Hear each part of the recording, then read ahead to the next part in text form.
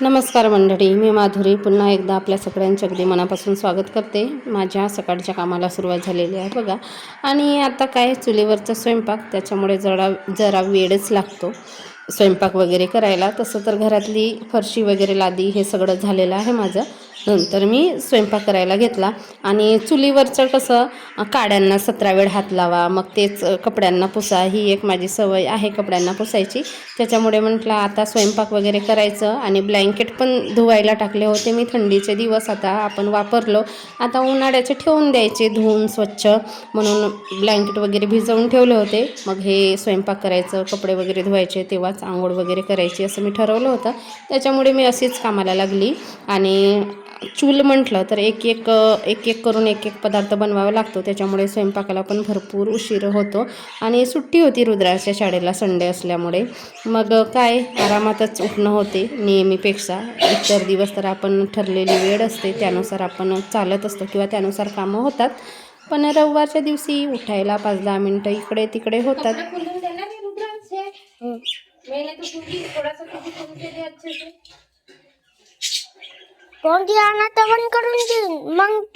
इकडे चूल मांडली आहे, इकडे काही व्यवस्थित जागा नाही आहे, कंजेस्टेड जागा आहे. बकेटी असतात, बाकी दगड आहे कपडे धुवायचा, परत बराच असा राडा असतो, त्याच्यामुळे जागा नाही आहे. रुद्रांशला मोबाईल धरायला लावलं आणि रुद्रांशने मोबाईल धरला आहे, तर माझं त्याच्यासोबत पण बोलणं सुरू आहे ना. इतका कंटाळा करतो रुद्रांशला, जरी आपण 5 सेकंदाचा व्हिडिओ काढ म्हटलं ना तरी इतका कंटाळा करतो रे बाबा. आणि आपण सगळ्यांची कामं करायची, पण आपला मुलगा नको करत आणि नवरा नको करत किंवा कोणी नाही करत, अशी गत आहे. तर मी ते सकाळच्या जेवणामध्ये गवारीची भाजी करते. रात्री कढी बनवली होती तर कढी होती, त्याच्यामुळे कुकर पण नाही ठेवला. आणि कसं चुलीवरचे भांडे घासायला पण भरपूर कंटाळा येतो, काडे होतात आणि ते घासत बसा मग.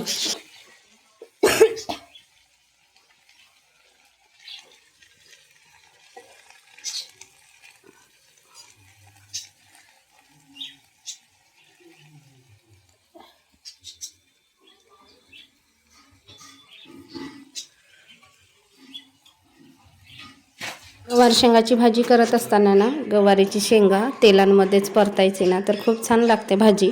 आणि ह्या कशा विदेशीवाल्या गवार शेंगा आहेत, देशी नाही आहेत, त्याच्यामुळे हे शिजत पण नाही पटकन आणि थोडेसे पानचट लागतात, पाण्याचं प्रमाण जास्त असतं. त्याच्यामुळे याला तेलामध्ये थोडंसं भाजलं ना तर चांगली लागते गवारीची भाजी. आणि मी प्रत्येक आठवड्याला गवारीची शेंगा आणते, यांना पण आवडते, मला पण आवडते.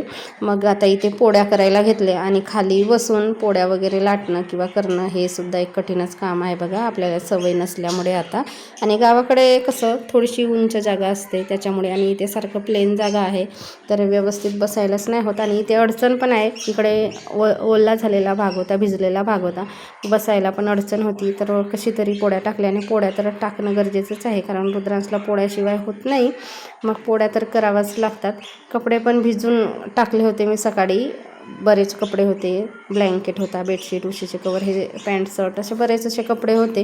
त्याच्यामुळे मी ते सकाळीच एकदम भिजत घातले होते, म्हणजे माझे कामधंदा करेपर्यंत भिजून जाणार आणि पटकन आपल्याला धुवायला तेवढा वेळ नाही लागणार.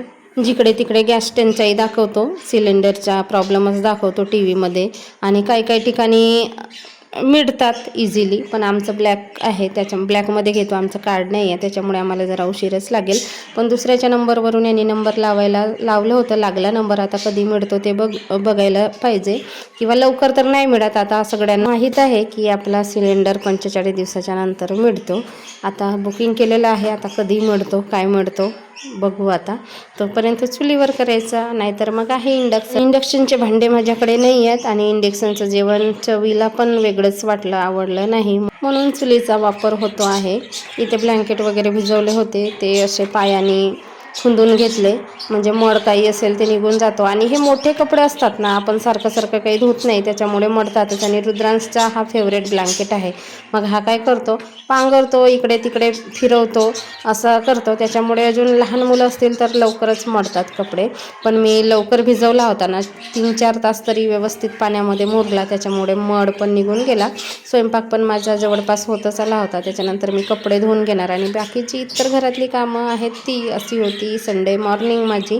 तशी तर भरपूर कामं होती, पण एवढ्या 5-10 मिनटामध्ये आपण दाखवू नाही शकत. आपलं सगळं रुटीन एवढ्या 5-10 मिनटाच्या व्हिडिओमध्ये येत नसते. आणि कपडे वगैरे धुवून घेतले, आणि हे कपडे डबल बेडचा हा ब्लँकेट होता. एकट्याने धुणं म्हणजे कंबरदुखीच असते, पण आता ह्या जाड कपड्याची गरज नाही, म्हणून धुवून ठेवणं तर गरजेचंच आहे. तर अशी होती माझी संडेची मॉर्निंग, बिझी लाईफ. आणि चला भेटू पुन्हा एका नवीन ब्लॉगमध्ये. तोपर्यंत सगळ्यांना बाय बाय.